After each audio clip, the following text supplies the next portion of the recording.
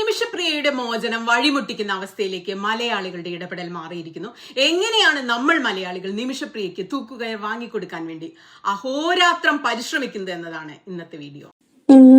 തലാലിന്റെ മാതാപിതാക്കളായിട്ട് വളരെ കമ്പനിയായിരുന്നു ഇവള്. കാരണം ക്ലിനിക്കിൽ വരുമായിരുന്നു ട്രീറ്റ്മെന്റിന്. ഇവള് ഒരുപാട് സഹായങ്ങൾ നേഴ്സ് എന്ന രീതിയിൽ ചെയ്യുമായിരുന്നു, ഹെൽപ്പ് ചെയ്യുമായിരുന്നു. അതുകൊണ്ട് വളരെ ഇഷ്ടമായിരുന്നു. അപ്പൊ ഞാൻ ചോദിച്ചു, ഈ പാസ്പോർട്ട് പിടിച്ചു വെച്ചപ്പോ നിനക്ക് ആ മാതാപിതാക്കളോട് പറയാമായിരുന്നില്ലേ എന്ന് ചോദിച്ചിരുന്നു. അപ്പൊ അവള് പറഞ്ഞു, ഞാൻ അവരോട് പറയാൻ വേണ്ടി ഒരു ദിവസം പോയി കഴിഞ്ഞു കഴിഞ്ഞപ്പോ അവര് അവളെ അവരുടെ സഹോദരനാണ് ഉണ്ടായത്. അപ്പൊ അവരെ വിവാഹം കഴിക്കാൻ വേണ്ടിയിട്ട്, അതായത് തലാലിനെ കൊണ്ട് വിവാഹം കഴിക്കാൻ വേണ്ടിയിട്ട് അവളവിടെ ബന്ദിയാക്കണ രീതിയിലാക്കി. അപ്പൊ അവൾക്ക് പുറത്തേക്ക് വരാനോ അങ്ങനെ ഒരു പ്രത്യേകിച്ചൊരു സാഹചര്യത്തിലേക്ക് വരാനോ നമുക്ക് പുറത്തു വന്ന് പറയാനോ പാസ്പോർട്ട് കിട്ടിയുമില്ല. അങ്ങനെ കൈ പിടിച്ച് കൊടുക്കുക എന്നൊരു ചടങ്ങ് പോലെ അവരവിടെ നടത്തിയെന്നാണ് അന്ന് പറഞ്ഞത്. ഞാൻ ചോദിച്ചു, ഈ ഹനാനാണ് ആളെ പീസാക്കിയെന്നുണ്ടെങ്കിൽ പിന്നെ നീ എങ്ങനെ കൊലപാതകയാവും? ഞാൻ ചോദിച്ചൊരു ചോദ്യമാണ്. എനിക്കതിൽ സത്യം ഉണ്ടെന്ന് തോന്നി. ഇത് കേട്ടിട്ട് സത്യത്തിൽ ഞെട്ടിപ്പോയി. ശരിക്കും എന്താണ് ഈ സ്ത്രീ ഇരുന്ന് പറയുന്നത് എന്ന് ആലോചിച്ച് നോക്കൂ. പറയുന്നതിന്റെ ആകത്തുക നിമിഷപ്രിയ നിരപരാധിയാണ്, ഒരു യമൻ പൗരയാണ് പ്രധാനപ്പെട്ട പ്രതി, തലാൽ ദുഷ്ടനാണ്, തലാലിന്റെ വീട്ടുകാര് ദുഷ്ടന്മാരാണ് എന്നൊക്കെയാണ് ഇരുന്ന് അങ്ങനെ വിളിച്ചു പറയുന്നത്. ഇതൊക്കെ ഈ സമയത്ത് വിളിച്ചു പറയുന്നത് സ്വബോധത്തോടെ തന്നെ ആയിരിക്കുമോ? ഗുണം വരാൻ വേണ്ടിയായിരിക്കുമോ? എങ്ങനെയാണ് നിമിഷപ്രിയയെ രക്ഷിക്കാൻ വേണ്ടി കാന്തപുരം ഉസ്താദ് ശ്രമിക്കുന്നത്?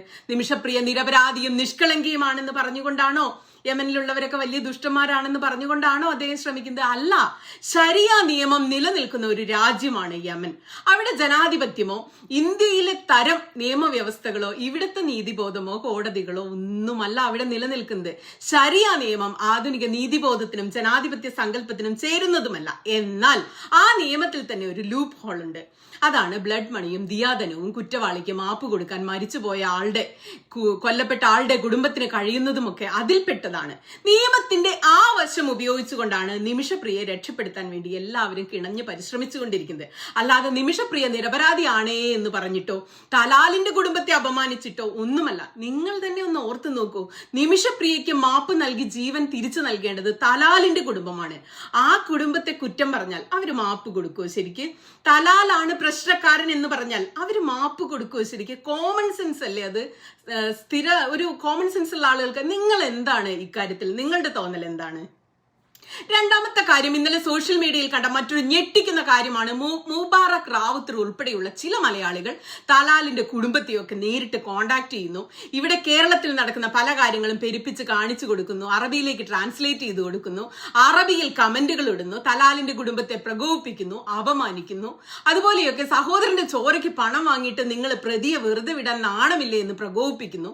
മുബാറക് റാവുത്തർ കൊല്ലപ്പെട്ട തലാലിന്റെ കുടുംബത്തെയും ബന്ധുക്കളെയും ഒക്കെ ഇന്റർവ്യൂ ഒക്കെ ചെയ്യുന്നുണ്ട്. അതിൽ അവർ പറയുന്നത് ആകാശത്ത് നിന്ന് പ്രവാചകരെ അയച്ചാൽ പോലും വധശിക്ഷ നടപ്പാക്കണം എന്നൊക്കെ പറഞ്ഞ് ഇത് ഇങ്ങനെ മൂച്ചു കൂട്ടിക്കൊണ്ടിരിക്കുക. ഇത്തരത്തിൽ നിമിഷക്കെതിരെ സംസാരിക്കാനാണ് മുബാറക്കൊക്കെ സ്വന്തം സോഷ്യൽ മീഡിയ സ്പേസ് ഉപയോഗിക്കുന്നത്. ഇവരൊക്കെ എന്തുകൊണ്ടായിരിക്കും ഇങ്ങനെയൊക്കെ പെരുമാറിക്കൊണ്ടിരിക്കുന്നത്? ഇവരൊക്കെ പെരുമാറുന്നത് കണ്ടാൽ തോന്നുന്നത് ഇവരുടെ ജീവിതത്തിന്റെ ഏക ലക്ഷ്യം തന്നെ നിമിഷപ്രിയയ്ക്ക് തൂക്കുകയർ വാങ്ങിക്കൊടുക്കുക എന്നതാണ്.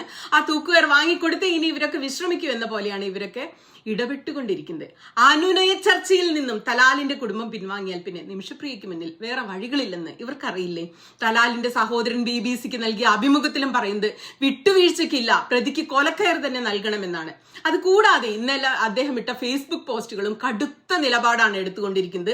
നീതി നടപ്പാക്കുന്നതുവരെ മുന്നോട്ട് തന്നെയെന്നും ഒത്തുതീർപ്പ് നീക്കങ്ങൾ അംഗീകരിക്കുന്നില്ലെന്നും വധശിക്ഷ മാറ്റിവെക്കുമെന്ന് പ്രതീക്ഷിച്ചില്ലെന്നും വധശിക്ഷ ലഭിക്കുന്നതുവരെ കേസിൽ നിന്ന് പിന്മാറില്ല എന്നും സത്യം മറക്കില്ല, എത്ര കാലം വൈകിയാലും കുറ്റകൃത്യത്തിലുള്ള ശിക്ഷ നടപ്പിലാകും എന്നൊക്കെയുള്ള കടുത്ത നിലപാടിലാണ് തലാലിന്റെ സഹോദരൻ അബ്ദുൾ ഫത്താഹ് മഹദി ഫേസ്ബുക്കിൽ എഴുതിക്കൊണ്ടിരിക്കുന്നത്. ഇത്രയും ദിവസമില്ലാത്തൊരു പ്രകോപനം ഇപ്പോഴാ കുടുംബത്തിനുണ്ടായെങ്കിൽ, ആ സഹോദരനുണ്ടായെങ്കിൽ അതിൽ മലയാളികളുടെ പങ്ക് വലുത് തന്നെയാണ്. മരിച്ച യമനി പൗരനെ മോശക്കാരനായി, അദ്ദേഹത്തിന്റെ കുടുംബത്തെ മോശക്കാരായി ചിത്രീകരിക്കുന്നത് നിമിഷപ്രിയയുടെ മോചനം വൈകിപ്പിക്കുകയുള്ളൂ എന്നതും നേരത്തെ പറഞ്ഞ പോലെ കോമൺ സെൻസ് ആണ്. 3, ഈ വിഷയത്തിൽ കാന്തപുരം ഉസ്താദിന്റെ അഭ്യർത്ഥന പ്രകാരം യമനിൽ കാര്യങ്ങൾ ചെയ്യുന്നത് സൂഫി പണ്ഡിതനായ ഹബീബ് ഉമറിനെ ആളുകൾ അപമാനിക്കുന്നു. കാന്തപുരം ഉസ്താദിനെയും നല്ല രീതിയിൽ തന്നെ മുസ്ലിങ്ങൾ തന്നെ അപമാനിച്ചുകൊണ്ടിരിക്കുന്നുണ്ട്. അത് പോരാഞ്ഞാണ് യമനിലെ ഉസ്താദിനെ അപമാനിക്കുന്നത്, വെല്ലുവിളിക്കുന്നു. അത് നിമിഷപ്രിയയുടെ മോചനത്തിന് ഒട്ടും ഗുണം ചെയ്യില്ല. യമനിലെ വിഷയത്തിൽ ഇടപെട്ട സൂഫി പണ്ഡിതനെതിരെ ജനരോഷം അവിടെയും ഉയരുന്നുണ്ട്. ഇതൊക്കെ കൂടി ആകെ വളരെ മോശപ്പെട്ട അവസ്ഥയിലേക്ക് കാര്യങ്ങൾ കൊണ്ടുപോയിക്കൊണ്ടിരിക്കുകയാണ്. നിമിഷപ്രിയയുടെ 4ാമത്തെ പോയിന്റ്, കഥകൾ പൊടിപ്പും തൊങ്ങലും ചേർത്ത് പ്രചരിപ്പിക്കുന്ന കാര്യങ്ങൾക്ക് നല്ല തടസ്സമായിട്ടുണ്ട്. കുറെ പേര് നിമിഷപ്രിയയുടെ ക്രൂരകൃത്യത്തിന്റെ കഥകൾ, തലാലിനെ വെട്ടി നുറുക്കിയതിന്റെ വെട്ടിന്റെ എണ്ണം, നിമിഷയുടെ സദാചാര പരിശോധന, തലാലുമായുള്ള ബന്ധം എന്ന് തുടങ്ങി കേട്ടാൽ അറയ്ക്കുന്ന കഥകളാണ് പ്രചരിപ്പിക്കുന്നത്. മറ്റൊരു കൂട്ടരാവട്ടെ നിമിഷപ്രിയയെ സമാധാനത്തിന്റെ വെള്ളരിപ്രാവായും നിഷ്കളങ്കയായും ചിത്രീകരിക്കുന്നു. നിമിഷം ഒരു കുറ്റവും ചെയ്തിട്ടില്ല, കൊന്നിട്ടില്ല, എല്ലാ കുറ്റവും തലാലിനാണ്, തലാലിന്റെ കുടുംബം നിമിഷയെ പീഡിപ്പിച്ചു എന്ന രീതിയിലുള്ള വേറെ ചില നരേഷനുകൾ നടത്തിക്കൊണ്ടിരിക്കുന്നു. ഈ 2 തരം കഥകളും നിമിഷയുടെ മോചനത്തിന് ഒട്ടും സഹായിക്കുന്നതല്ല, വളരെ ദോഷം ചെയ്യുന്നതുമാണ്. കാരണം നിമിഷയുടെ ക്രൂരതയുടെ കഥകൾ യമനിലെത്തിയാലും നിമിഷയുടെ നിരപരാധിയായ കഥകൾ യമനിലെത്തിയാലും ഫലം ഒന്ന് തന്നെയായിരിക്കും. തലാലിന്റെ കുടുംബം മാപ്പ് കൊടുക്കാൻ മടിക്കും. കാരണം ഇത്രയും ക്രൂരമായി തലാലിനെ കൊന്നവൾക്ക് മാപ്പ് കൊടുക്കണോ എന്ന് ഒരു വേള അവർ ചിന്തിച്ചേക്കാം. അതല്ലെങ്കിൽ തലാലിനെ കുറിച്ചും തലാലിന്റെ കുടുംബത്തെക്കുറിച്ചും ഇപ്പോഴും ദുഷ്ടകഥകൾ മെനയുന്നവർക്ക് മാപ്പ് കൊടുക്കണോ എന്നും മറ്റേ തരത്തിലും അവർ ചിന്തിച്ചാൽ അത് സ്വാഭാവികമാണ്. അതിനാൽ മലയാളികൾക്ക് എടുക്കാൻ കഴിയുന്ന മാന്യമായ സ്റ്റാൻഡ് ഈ വിഷയത്തിൽ നിമിഷയുടെ കൊലപാതക കഥകളും നിഷ്കളങ്ക കഥകളും പൊലിപ്പിച്ച് പറയുന്നതിന് ഒരു അവധി കൊടുക്കുക എന്നതാണ്. നിമിഷ തെറ്റ് ചെയ്തു, പറ്റിപ്പോയി, മാപ്പ് തരണം എന്നൊരു സ്റ്റാൻഡ് മാത്രമാണ് ഈ ഒത്തുതീർപ്പ് ചർച്ചയിൽ വിലപ്പോവുകയുള്ളൂ എന്നാണ് എന്റെ അഭിപ്രായം. നിങ്ങൾക്ക് അങ്ങനെ തോന്നുന്നില്ലേ? 5ാമത്തെ പോയിന്റ്, അടുത്തതായി നടക്കുന്ന കാര്യങ്ങൾ പറയാൻ തന്നെ നാണക്കേടാണ്. ഇന്നലെ ചെറുതായി സൂചിപ്പിച്ചു പോയിരുന്നു. നിമിഷപ്രിയയുടെ മോചനത്തിന്റെ ക്രെഡിറ്റ് സ്വന്തമാക്കാനുള്ള പലരുടെയും മത്സരങ്ങൾ. ഞാൻ ഇന്ന സമയത്ത് ഇടപെട്ടു, ഞാൻ അതിലിടപെട്ടു, ആക്ഷൻ കൗൺസിലുമായി ബന്ധപ്പെട്ടവരുടെ നീച നീക്കങ്ങളും 4-കിട വർത്തമാനങ്ങളും, പരസ്പരം പഴിചാരുന്നു, പണം തട്ടിയെടുത്തു എന്ന് ആരോപിക്കുന്നു, ആകെ നാറിയ കഥകളും മത്സരങ്ങളും. ഇതൊക്കെ ചെയ്യുന്നവർ ശരിക്കും നിമിഷപ്രിയയുടെ മോചനം ആഗ്രഹിക്കുന്നുണ്ടോ എന്ന് എനിക്ക് സംശയമുണ്ട്. അടുത്തതായി പലരും എല്ലായിടത്തും ഓടി നടന്ന് ചോദിക്കുന്നത് നിമിഷപ്രിയ വിടുന്നത് ശരിയാണോ? ഇത്രയും വലിയൊരു കുറ്റകൃത്യം ചെയ്ത ആളിനെ, നിങ്ങളുടെ സഹോദരനെയോ മകനെയോ ആണ് നിമിഷ കൊന്നിരുന്നെങ്കിൽ നിങ്ങൾ എന്ത് ചെയ്യുമായിരുന്നു? നിങ്ങൾ മാപ്പ് കൊടുത്ത് വെറുതെ വിടുമോ എന്നാണ്. എനിക്കിതിൽ നല്ല വ്യക്തതയുണ്ട്. എന്റെ കാര്യത്തിലാണെങ്കിൽ, എന്നോടാണ് ഈ ചോദ്യമെങ്കിൽ, നമ്മൾ ഏത് രാജ്യത്ത് ജീവിക്കുന്നു അവിടുത്തെ നിയമം അനുസരിച്ചാണ് ജീവിക്കേണ്ടത്.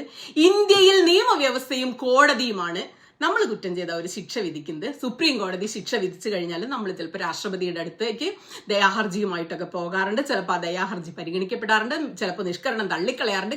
കിട്ടിപ്പോയ പോയി. അല്ലാതെ ഇവിടെ വ്യക്തിപരമായി പ്രതിക്ക് മരിച്ച ആളുടെ കുടുംബം മാപ്പ് നൽകി വെറുതെ വിടുന്ന നിയമമില്ല. എന്നാൽ പ്രിയങ്ക ഗാന്ധിയും സോണിയാഗാന്ധിയും ഒക്കെ രാജീവ് ഗാന്ധിയുടെ കൊലയാളി നളിനിക്ക് മാപ്പ് കൊടുക്കുന്നത് നമ്മൾ നേരിട്ട് കണ്ടിട്ടുണ്ട്. മറ്റു പലരും അത്തരത്തിൽ മനുഷ്യത്വം കാണിക്കുന്നത് കണ്ടിട്ടുണ്ട്. എന്നാൽ പിന്നെ യമനിൽ ശരിയാ നിയമമാണ്. അവിടെ ഇതൊക്കെ പതിവാണ്. വേണേൽ മാപ്പ് കിട്ടും, അവർ വാങ്ങാൻ തയ്യാറാണെങ്കിൽ പണം നൽകാം. അങ്ങനെ ഒരു ഓപ്ഷൻ ഉള്ളപ്പോൾ അതിൽ ശ്രമിക്കുന്നതിൽ ഒരു തെറ്റുമില്ല എന്നാണ് എന്റെ അഭിപ്രായം. അവിടെ ഇത് നിലവിലുണ്ടെന്നേ. നിങ്ങളുടെ അഭിപ്രായം എന്താണിതിൽ? ഇന്നലെ റിസാല അപ്ഡേറ്റിൽ ഇതിനെക്കുറിച്ചൊരു ലേഖനം ഞാൻ വായിച്ചിരുന്നേ. അതിൽ പറയുന്നത് ഈ ബ്ലഡ് മണി എന്ന് പറയുന്നതും ദിയാദനം എന്ന് പറയുന്നതും 2 അർത്ഥത്തിലാണ്. അത് രണ്ടും ഒന്നല്ല. ബ്ലഡ് മണി എന്ന് പറയുന്നത് ഒരു ധാർമ്മികമായ നല്ല അർത്ഥമല്ല, നെഗറ്റീവ് മീനിങ് ആണ്. ദിയാദനത്തിന് അങ്ങനെയല്ല. നീതികേടുകളെ വിലക്കി വാങ്ങുന്ന പോലെയാണ് ബ്ലഡ് മണി പ്രയോഗം. ദിയാദനം എന്നാൽ പ്രതികാരബോധത്തിന് പകരം ഇസ്ലാം അവതരിപ്പിക്കുന്ന നിയമപരവും നൈതികപരവും പുനഃസ്ഥാപനാപരവുമായ ഒന്നാണ് ദിയാദനം എന്നാണ്. പ്രതിക്രിയ, മാപ്പ് അല്ലെങ്കിൽ നഷ്ടപരിഹാരം എന്നതിലൊന്ന് തിരഞ്ഞെടുക്കാൻ ഇരകളുടെ കുടുംബത്തിനുള്ള അവകാശം ദിയാദനത്തിൽ ഈ പെടുന്ന 3 അവകാശങ്ങളെന്ന്. അത് കൈക്കൂലിയല്ല, മനുഷ്യന്റെ വിലയല്ല, അടിച്ചേൽപ്പിക്കുന്ന ഒന്നുമല്ല. പകരത്തിന് പകരം ദുഃഖം, ആത്മാഭിമാനം, അനുരഞ്ജന, സമാധാനം എന്ന രീതിയിലുള്ള ഒരു നീതിമാർഗമാണ് അതെന്ന്. അത് വിശ്വസിക്കുന്നവരുണ്ടെങ്കിൽ ആ വഴിയിൽ നിമിഷയ്ക്ക് മാപ്പ് കിട്ടിയാൽ കിട്ടിക്കോട്ടെ എന്നാണ് ഞാൻ കരുതുന്നത്. എന്തിനാ നമ്മളായിട്ട് അത് മുടക്കുന്നത്? ആർക്കും ഉപകാരം ചെയ്യാൻ നമ്മളെ കൊണ്ട് മിക്കവാറും പറ്റില്ല. പക്ഷെ ഉപദ്രവം ചെയ്യാതിരിക്കാൻ നമുക്കൊക്കെ പറ്റും. ഉപദ്രവം ചെയ്യാൻ നന്നായി പറ്റും, അത് ചെയ്യാതിരിക്കാനും പറ്റും. സോഷ്യൽ മീഡിയയിലും മാധ്യമങ്ങളിലും നമ്മൾ അടക്കം പാലിച്ചാൽ നിമിഷയ്ക്ക് ഒരുപക്ഷെ മാപ്പ് കിട്ടിയേക്കാം, ജീവൻ തിരിച്ചു കിട്ടിയേക്കാം. അല്ലെങ്കിൽ ഇതുപോലൊക്കെ ചെയ്താൽ നിമിഷയ്ക്ക് തൂക്കുകയർ കിട്ടാനുള്ള സാധ്യത വളരെ കൂടുതലാണ്. മുബാറക് റാവുത്തരും സംഘവും ദയവായി പിന്മാറുക.